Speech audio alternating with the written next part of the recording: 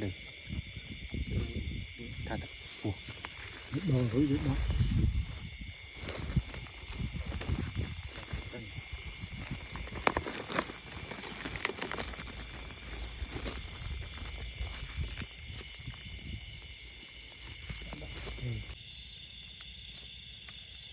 ตัวปูเขาก็ว่าจะร้องเรา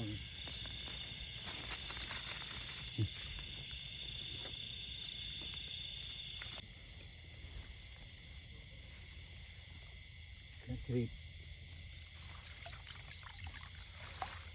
เราก็ดาม ตัวปูมูล ปูที่ไหนปูเวงเก็บ ก็ตัวละปูนเกิน มาดูผลงานวันนี้นะครับตักใส่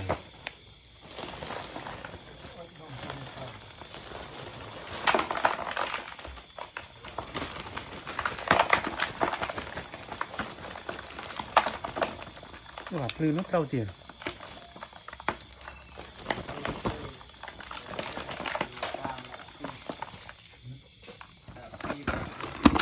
โอ้